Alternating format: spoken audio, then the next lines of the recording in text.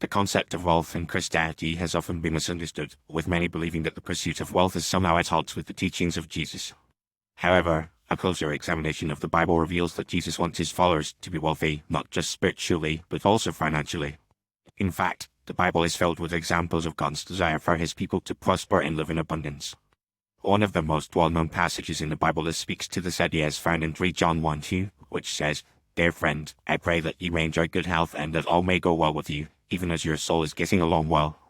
This verse makes it clear that God wants his followers to experience overall wellness, including physical, emotional, and financial prosperity.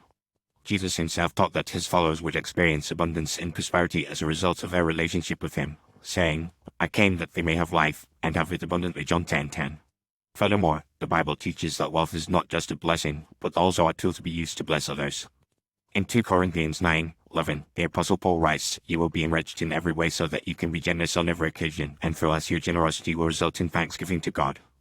This verse highlights the idea that wealth is not just for personal gain, but also for the purpose of giving and serving others.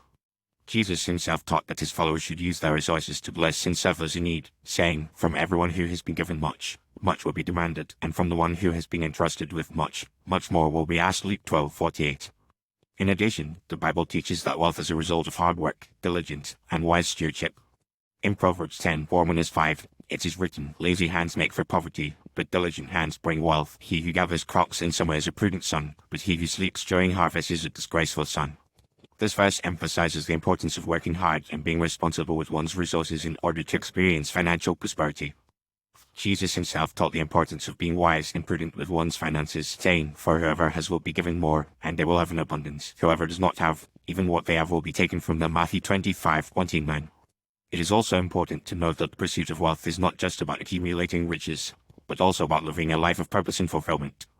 In 1 Timothy 6:17-19, the Apostle Paul writes, "Command those who are rich in this present world not to be arrogant, nor to put their hope in wealth, which is so uncertain, but to put their hope in God. He richly provides us with everything for our enjoyment. Command them to do good, to be rich in good deeds, and to be generous and willing to share. In this way they will lay up treasure for themselves as a firm foundation for the coming age, so that they may take hold of the life that is truly life."